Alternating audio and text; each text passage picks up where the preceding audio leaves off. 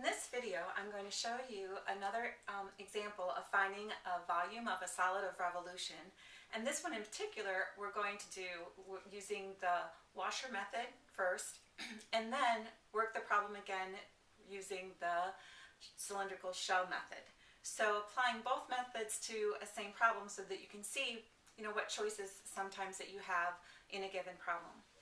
So here, I want to find the volume of the solid formed by revolving the region bounded by y equal x squared plus 1, y equal 1, x equals 0, x equal 1 about the y-axis. So I've started the graph. Here's y equal x squared plus 1. It's a parabola opening up with the vertex at 0, 1. I have x equal 1, which is the vertical line at x equal 1, and y equal 1, which is a horizontal line at y equal 1. Now the region that's bounded by these curves is this region that I'm shading.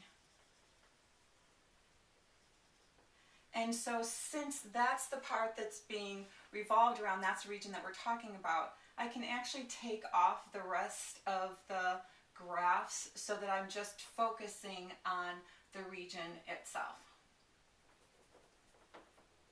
Now, when we're looking at this, we also want to designate on our graph the axis that we're revolving it around, and we're revolving it around the y-axis. So we do that by doing just like a little loop mark on the axis of revolution so that we can think through it and have a visualization of what's going on.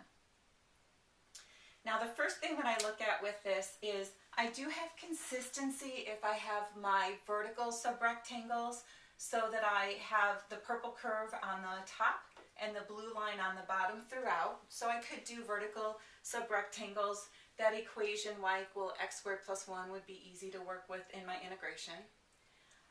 If I look running my subrectangles horizontal from bottom to top, the green is on the right and the purple is on the left throughout the interval.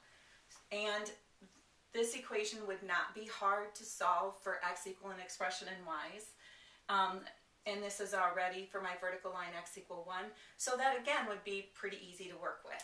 So that's why this particular situation lends itself for actually figuring out the volume in either the cylindrical shell method where your subrectangles are parallel to the axis that you're rotating around, or the disc or washer method where your subrectangles are perpendicular to the axis that you're revolving it around. Now if we start by doing the disc or washer methods, holding my subrectangles perpendicular to the axis that I'm rotating it around, I see that the shaded region is not shaded against the axis of revolution, it's kind of away. So if we were to take slices, we would have an open circle in the middle. So this would make washers. So it would be a washer method if I did that particular solution for this problem. Now remember, we have our equations depending on whether we're looking at the disc method, the washer method, or the cylindrical shell method. And we have two for each, depending on whether you're running your subrectangles vertical, so then that would be dx, or subrectangles horizontal, in case that situation you'd be doing dy. So our disc method is the volume is pi times the definite integral from your endpoints of integration of your radius squared dx, and radius squared, and then your thickness, and dx, again, if you have your vertical subrectangles, dy if you do your horizontal subrectangles.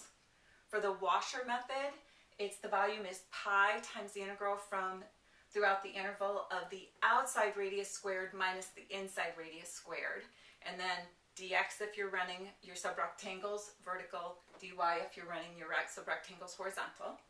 Shell method, when you're running your subrectangles parallel to your axis of revolution, and that formula is the volume is 2 pi times the definite integral of your radius reaching from the from the axis of revolution out to the subrectangles to make your cylindrical shells, and then times the height of your subrectangles.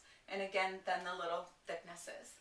Again, if it's dx when you're running your subrectangles vertical, dy if you're running your subrectangles horizontal. So that idea of this is dx, this is dy goes throughout whichever of the methods that you're doing. All right, so we decided to do this with the washer method. Working with perpendicular to the axis of revolution means that I'm going to run my subrectangles horizontal. So we're going to dy it with the washer method. So this first one, we're looking at this formula to apply to our problem. So we have our volume is equal to pi times the integral. Now, as I look at hitting the region, it starts at a y value of 1 and ends at a y value where these two intersect. And if x is 1, then 1 squared is 1 plus 1y would come out 2. And when you're running them from bottom to top, you're doing the y coordinates of the points. So this is going from 1 to 2. My outside radius is 1. So remember, the outside is reaching from the axis of revolution to the outside edge of the region. So that's 1 squared minus, and then the inside radius is going to the parabola, but it's horizontal, so we're dy-ing it. So I need to solve this for x in terms of y. So this is x squared is equal to y minus 1. So x is equal to the square root of y minus 1. And so in this expression, I have the square root of y minus 1 squared, and then dy. So y of the volume is pi times the integral from 1 to 2 of 1 minus the square root of y minus 1 squared is y minus 1. But we need to put it in parentheses because it follows a minus sign. Distribute and collect like terms. The volume is pi times the integral from 1 to 2 of 1 minus y plus 1 dy. So combining like terms and doing the antiderivative, I have pi times, well, 1 plus 1 is 2. The antiderivative of 2 dy is 2y minus the antiderivative of 1 half y squared. Sorry, the antiderivative of negative y is a negative 1 half y squared. And evaluate that from 1 to 2. We get pi times, plug in the top limit of an integration, the 2, minus plug in the bottom limit of integration, the 1.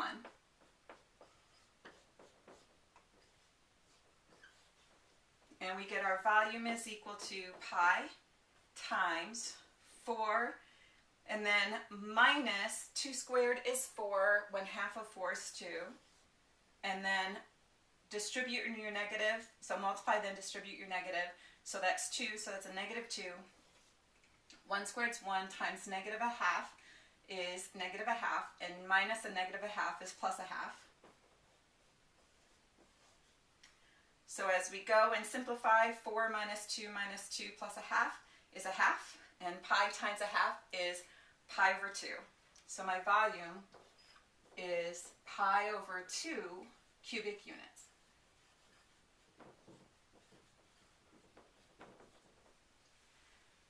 Okay, so let's say we're going to look at this where we run our subrectangles parallel to the axis of revolution instead of perpendicular to it. So then I make tall, thin shells instead of making flat washers or discs. So to do that, I would need to use the cylindrical shell method.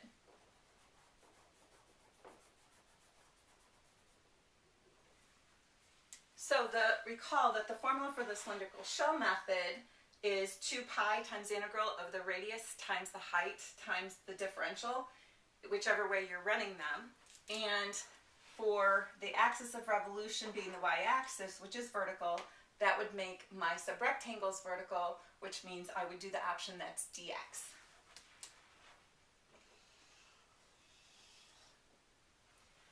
So now we have the volume is equal to 2 pi times the integral of, now this is dx, so we're going to run these shells as you look from left to right across the region.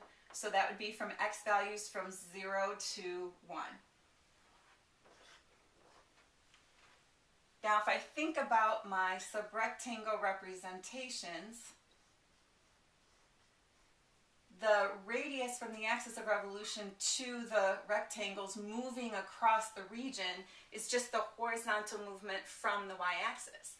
So that's just the x-coordinate. So my radius is x. Now my heights, here's the heights of all your subrectangles. If I just use the function y equal x squared plus 1, I would actually have too much.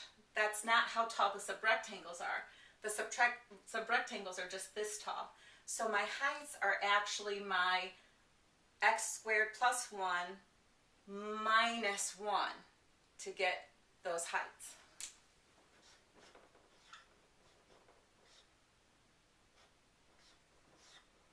And then dx. So then I have the volume is 2 pi times the integral from 0 to 1. Distribute your x through and also combine your like terms. So plus 1 minus 1 is 0, so I just get x times x squared. So remember that's x cubed dx. Then we're going to integrate. So I have 2 pi times 1/4 x to the 4th, evaluated from 0 to 1. So that's 2 pi.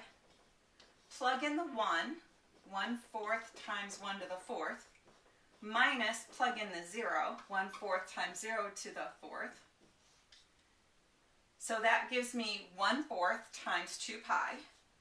So that's 2 pi over 4, which simplifies to pi over 2 cubic units. It was the same solid of revolution, so it's going to have the same volume answer either way that we did the problem, whichever process we applied. But hopefully that gives you an idea of how to make your decisions about which method to use when you're looking at a problem and trying to evaluate, should you use the washer method, the disc method, the cylindrical shell method. And sometimes, like this particular problem, you could do a couple different methods, just changing your focus of which way to look at the problem.